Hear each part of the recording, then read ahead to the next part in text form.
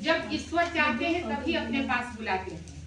और केदारनाथ बाबा जो है, ठीक है भोलेनाथ हैं, लेकिन वहाँ की जो मूर्ति है वो शिवलिंग नहीं है, बिल्कुल शिवलिंग से अलग है। शिवलिंग गोला आकार का होता है, शिवलिंग डमरू आकार के होते हैं, जो भी होंगे इतना में होंगे, देखे हैं हम लोग। लेकिन वहां देखने के बाद यकीन नहीं हुआ कि ये भोले बाबा हैं, क्योंकि उसकी कहानी जो है महाभारत से जुड़ी हुई है।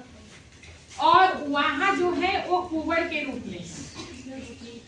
जब उस समय में पांचों पांडव लोग थे, तो उन लोगों का जो लड़ाई हुआ था ना, तो कृष्ण भगवान पांडव लोग के साथ थे ना, सत्य का साथ हमेशा देते हैं। तो उन्होंने बताया कि जब तक आप भोले बाबा का पूजन नहीं करेंगे तब तक आपकी जीत सुनिश्चित नहीं होगी, आपको भोले बाबा का पूजन करना ही होगा।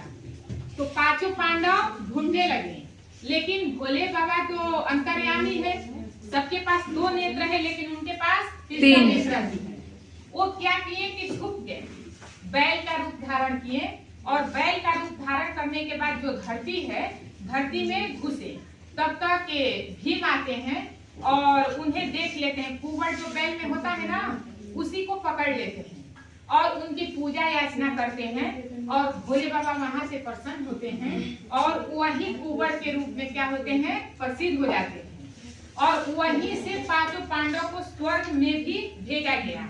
वहां मनाली गांव जो है, वहां से इस कलयुग में सीधे स्वर्ग जाने का रास्ता वहां से है, क्योंकि सनातन में आप जितना जाएंगी उतना ही रहस्य बढ़ते जाता है।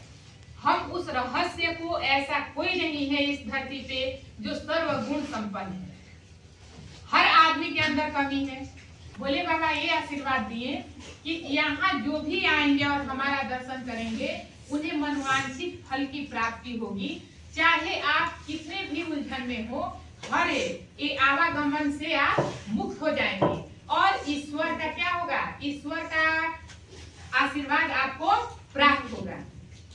तो इसीलिए लोग सोचिए कि भोले बाबा के गोद में पूरा हिमालय निवास करता है ना। किसी के गोद में है इतना हिम्मत कि पूरा हिमालय निवास करे? पूरा बर्फ हो जाता है, कोई कभी नहीं जाता है। मात्र वही 2 महीना के लिए, वहां का 6 महीना के लिए पट खुला जाता है। लेकिन स्थिति ऐसी होती है कि इस साल 3 महीना में ही बंद कर दिया गया। अभी हम लोग गए, 2 दिन बाद ही वहां का रास्ता जो स्लाइड अप में पहाड़ का पत्थर वगैरह गिरने लगता है। तो ये बहुत नसीब की बात होती है कि वहां दर्शन करें, और वहां दर्शन करने से मनवांछित फल की प्राप्ति होती है। हमें उम्मीद है कि आप सभी लोग केदारनाथ बाबा के बारे में बहुत अच्छे से समझ गए होंगे। ठीक है, धन्यवाद।